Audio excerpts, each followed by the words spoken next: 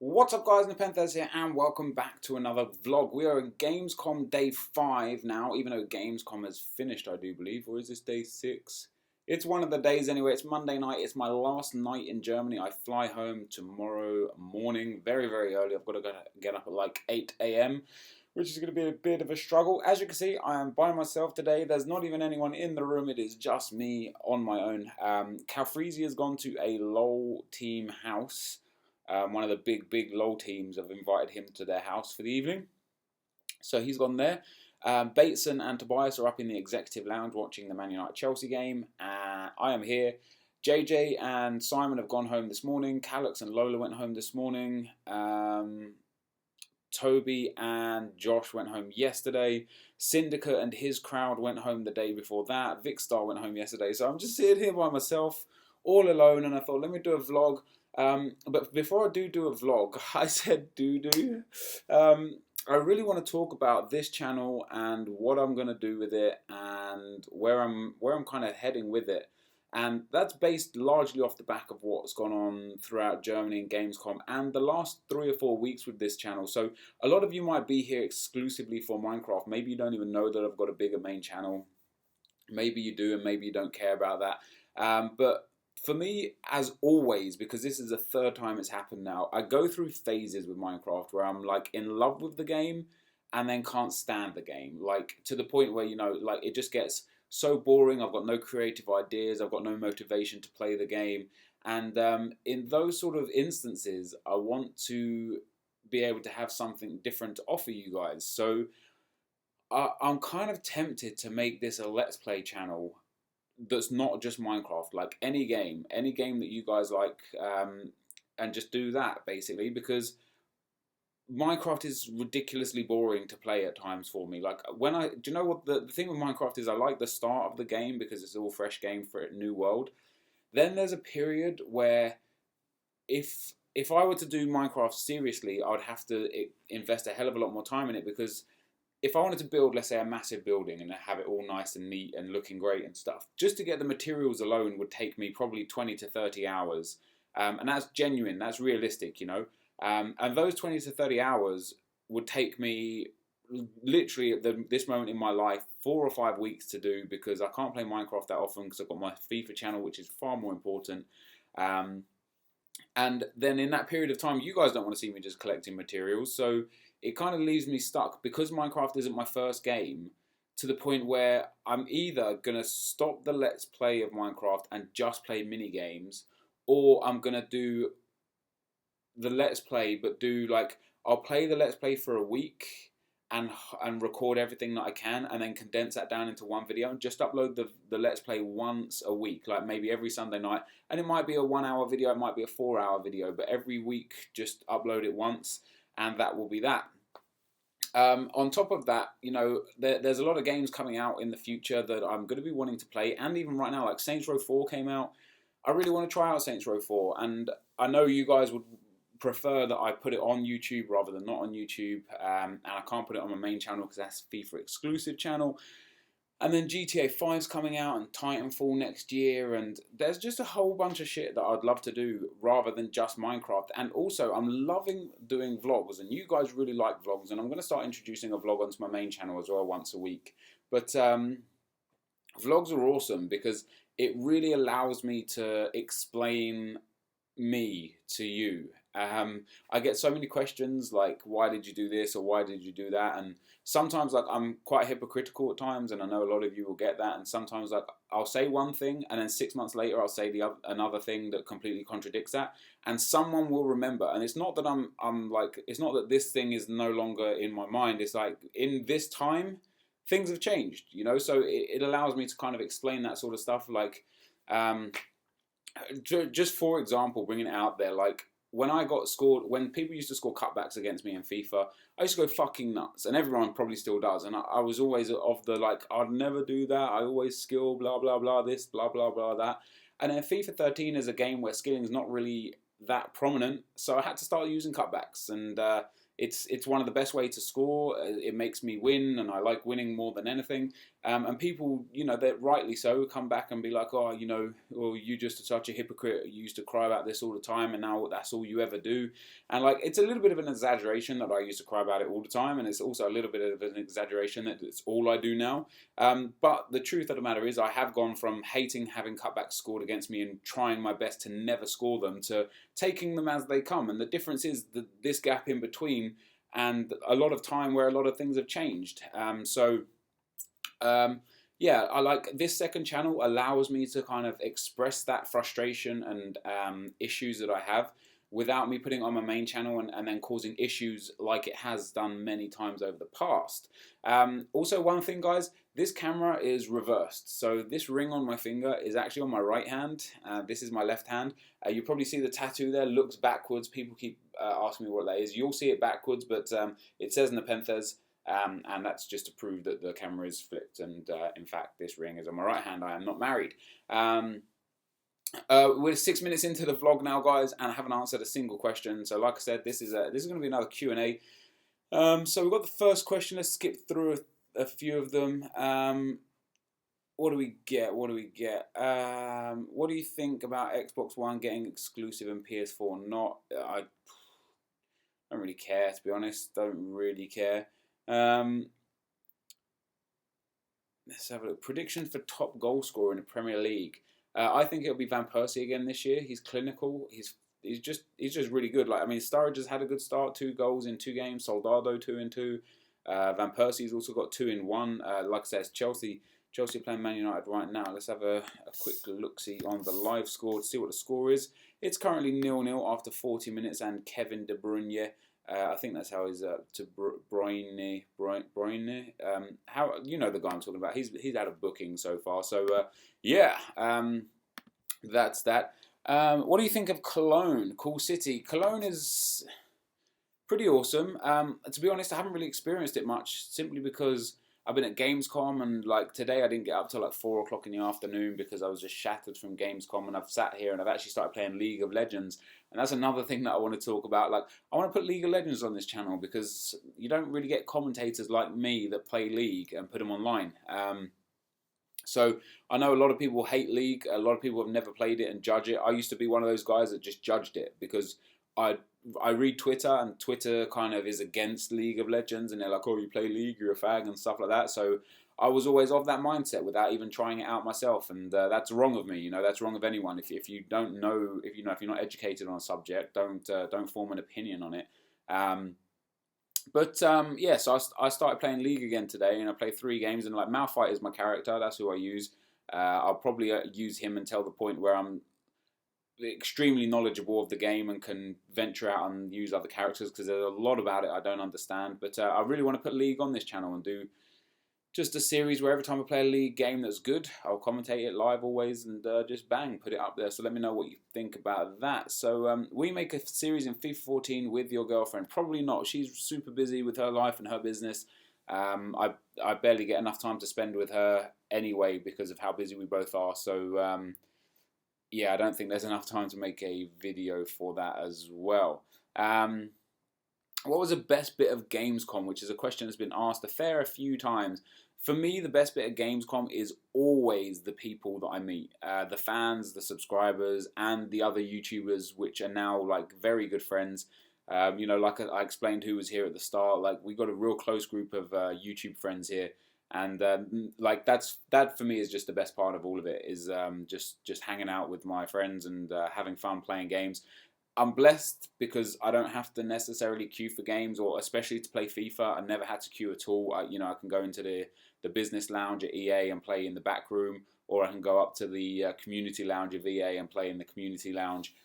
So I didn't actually have to queue to play FIFA on the floor like most people, and I'm very grateful for that, very thankful for that. As I know a lot of the other guys are. I also got to play Titanfall in the business lounge at EA again, and I had like fast passes. In fact, I've still got them hanging around somewhere because I didn't manage to use them all. I've got like fast track passes for Battlefield, for FIFA, for pretty much all the EA titles that were there, and that was pretty awesome. And that's something that comes with being a YouTuber, and that's something that I will be eternally grateful for, to be able to always have those little perks. I also played a pro gamer on an EA TV show, which was pretty awesome. That was a pretty good perk. But Gamescom in general kind of remotivates me as a YouTuber. Like, you wouldn't understand how difficult sometimes it can be to be a YouTuber because it looks so easy from the outside looking in. And one of the things, actually, I was talking to Simon yesterday, Miniminter. You may know him, you may not. He was on a vlog with me a couple of days ago. And we were talking about people on the outside looking in at YouTubers. And it came about because I tweeted a picture in the executive lounge of me and a few of the other guys, and we was all on our laptops. And I tweeted, the gang at the exec lounge and hashtag high life, because I just, it's pretty funny. It's the high life. We're in an executive lounge in Germany. It's pretty awesome. And a few responses were something like, you guys have life so easy.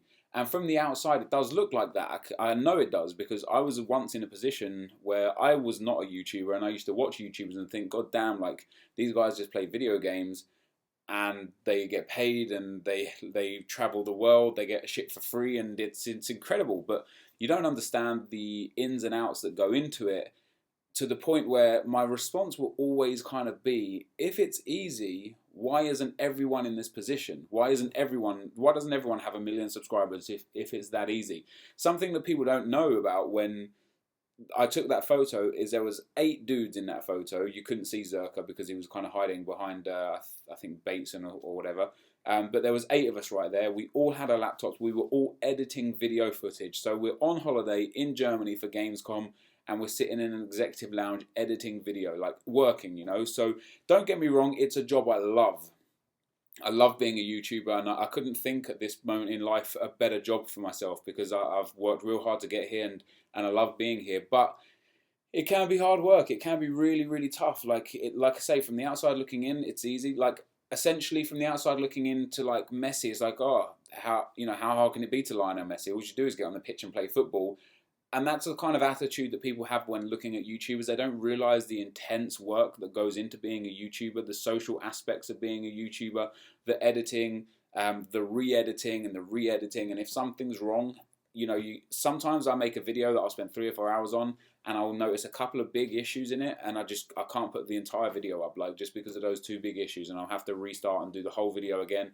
And things like that, when you put that much effort in. And then for me specifically, especially like the week or so before Germany, I was getting a lot of shit on my channel for the wager matches. People just don't like them, and I don't know why. People have me specifically more than most other YouTubers. If I do something wrong, I get scrutinized for it more than anybody else, and I'm okay with that. Like, I'm happy to be in the position that I'm in. But I like using 5 at the back. It's just something that happens. I like using 5 defenders, more so because of the way the attackers play and not because of the way the defenders play. Every time I use a 5 at the back team, I just get shit for it, like stupid amounts of hate. There are only so many formations and so many players in the game, and like, this is something I always say to people: why not use a fast striker if it's going to help you score goals? Why hinder yourself on purpose and put a slow striker up there?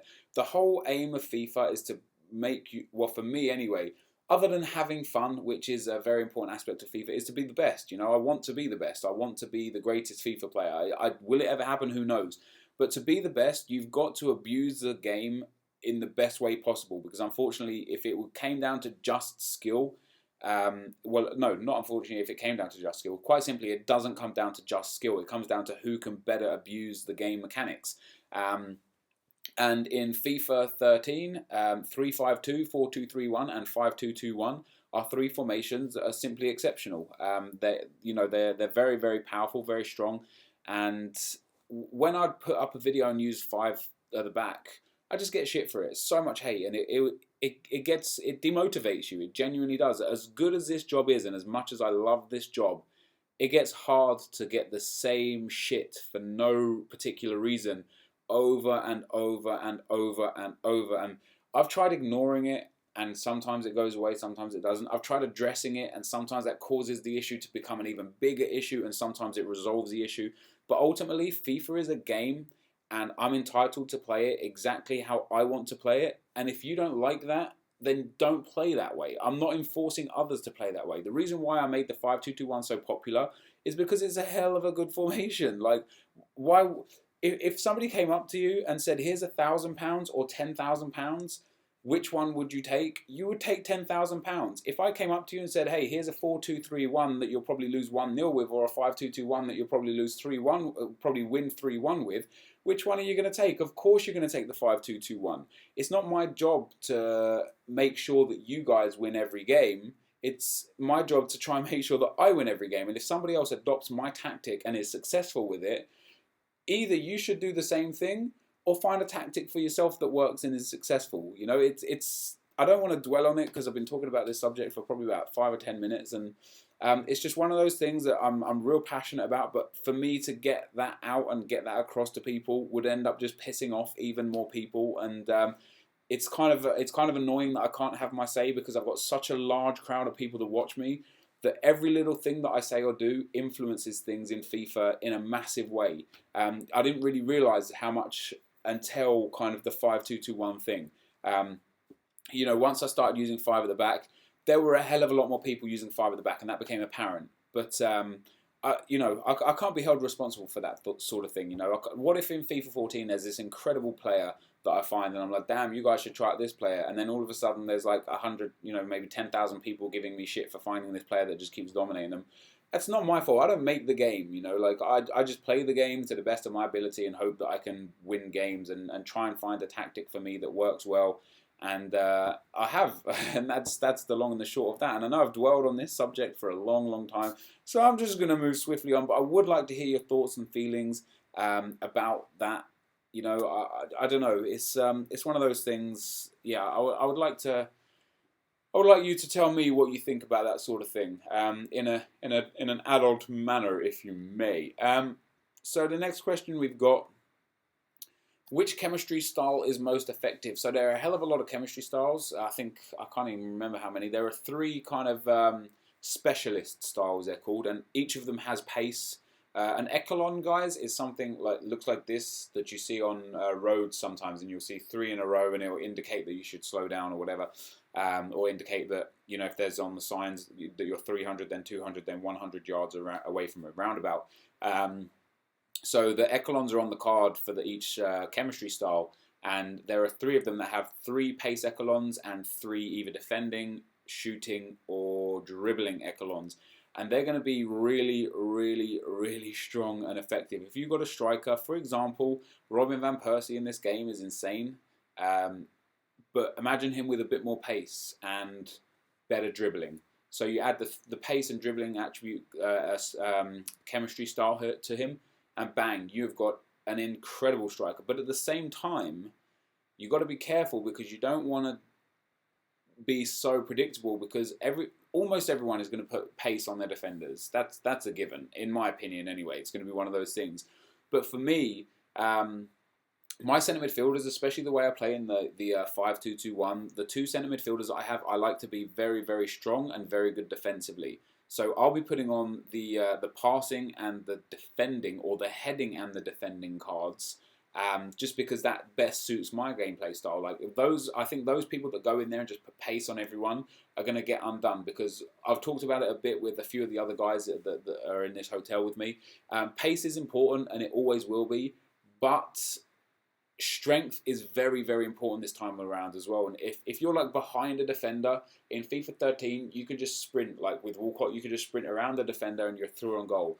In FIFA 14, the defender will get his body into a position where you can't just sprint past him, and he will outmuscle you, and it doesn't matter about the pace in that situation. So obviously I've only played like a very minuscule amount of FIFA compared to what's going to happen when the game goes to the public. And when a game does go to the public, people are going to be finding out all sorts of shit instantly, ways to abuse the game and things. And when that happens, we'll see how important strength and pace really are. But until then, from what I have played, all I can say to you guys is that I don't think pace is going to be as important this year. But I do still think, as with even in real life football, pace is important. It is important. Like you look at Ronaldo, Messi, the best players in the world. You know, they've always had pace. They've always been fast. It's an important factor in real football. Therefore, it's an important factor in FIFA. So we're 20 minutes in now, guys. So I'm going to pick a couple more questions. I know I went off on a tangent, and this is why I want to do more vlogs, because I've got so much to talk about that I struggle to talk about on my main channel because of I want to say the immaturity of some of the viewers there, because FIFA is a game watched by younger kids, you know, by like sort of 10 to 15-year-olds. And I am obviously a 28-year-old man that has very, very different outlook on life and things. And sometimes it's hard for me to talk to these guys. Only sometimes, if you're like 12 years old and understand this, what I'm talking about now, like that's brilliant. I love that. But some of the people just don't understand where I'm coming from and can't understand where I'm coming from because they're so young and they haven't experienced enough in life to understand what I'm trying to talk about. So yeah, that's another reason why, you know, I want to do more vlogs on this channel, just because I can talk to you guys a bit better. And if you don't like it, like I literally don't give a flying rat's backside, because this is a second channel and it's just a bit more free, this channel. I've always felt that. So the next question we've got, the formation you're going to use in Ultimate Team. I'm going to try all the formations. There's 9 new formations. I'm actually going to be doing a series when FIFA 14 first comes out, testing all the formations with a very similar team. So I'm going to be trying to get like a BPL squad. Stop, Tobias. What is it? Trying to get a BPL squad that's pretty much the same core group of players. And testing them out all in the same, you know, all the same sort of players in all the different formations, and seeing if there is one specific formation that stands out and causes me to win more games. So we'll ask one more question, guys. Toby just joined in a room there. Last question. Let's go to one of the most recent questions we've got.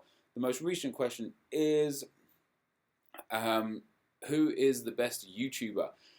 Obviously, that's an opinionated thing for me. There are 2 people that I watch religiously. That's Jenna Marbles and Philip DeFranco. So for me, those 2 guys are the best YouTubers. But I'm going to get out of here, guys, because this video is like 22 minutes long now. It's very, very long. Hopefully you've enjoyed this. If you have, be sure to leave a like rating, comment, and subscribe to my channel if you haven't already. And as always, thank you very much for watching, and I'll see you next time.